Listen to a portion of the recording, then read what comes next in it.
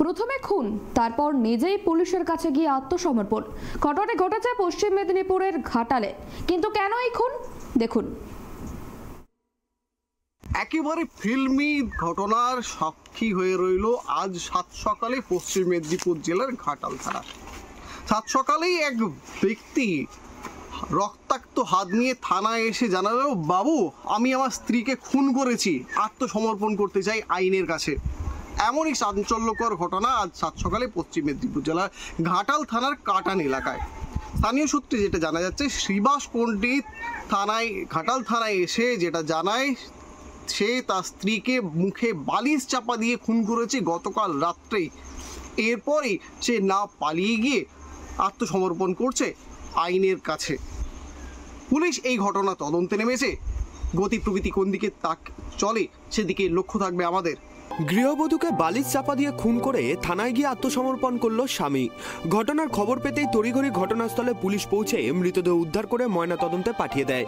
ঘটনাটি ঘটেছে পশ্চিম মেদিনীপুর জেলার ঘাটাল থানার কাটান এলাকায়। জানা গিয়েছে, কাটান গ্রামের বাসিন্দা শ্রীবাস পণ্ডিত ও তার স্ত্রী বাসন্তী পণ্ডিত দুই পুত্র সন্তানকে নিয়ে বসবাস করতেন। বৃহস্পতিবার রাতে খাওয়া দাওয়া করে স্বামী স্ত্রী দুজনে শোয়ার ঘরে ঘুমোতে যান। স্ত্রী বাসন্তীকে এদিন রাতেই অন্ধকারে বালিশ চাপা দিয়ে খুন করে স্বামী শ্রীবাস পণ্ডিত, এমনটাই অভিযোগ। এরপরে সোজা ঘাটাল থানায় পুলিশের কাছে গিয়ে আত্মসমর্পণ করেন তিনি। কি হয়েছে ঘটনাটি? কিছু হয়নি। কালকে খাওয়া দাওয়া করে শুয়েছে। এবার শুয়েছে, আমরা সে ঘরে থাকি, ওরা এই ঘরে থাকে। এবার আমি সকালে ছোড়া টোড়া ফেলে দিয়ে দেখছি এই না চাবি খোলা আর এই ঘরের কোপাট দিয়া। তারপরে এবার ডাকছি, বৌমা বৌমা উঠোনি কেন? না, যে ঘর খুলে দেখি না হচ্ছে ওইরকম শুয়ে আছে। যে হাত পায়ে মুখে আরে জল দিচ্ছি, বৌমা বৌমা করে ডাকছি, কি হলো তোমার, কি হলো, ও বৌমা ও বৌমা, সাড়া আর পাইনি।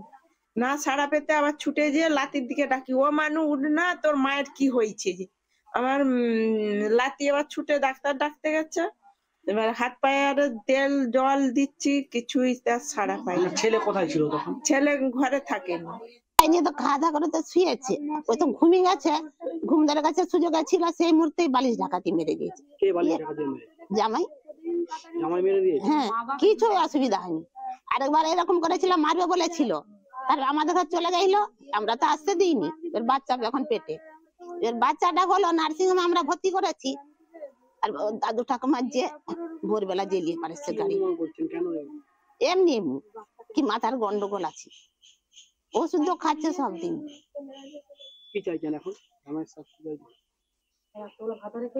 কি করবো, আমাদের মেয়েরা জানে তো, মেয়েরা জানে, আমার ছেলে নেই, 5টি মেয়ে।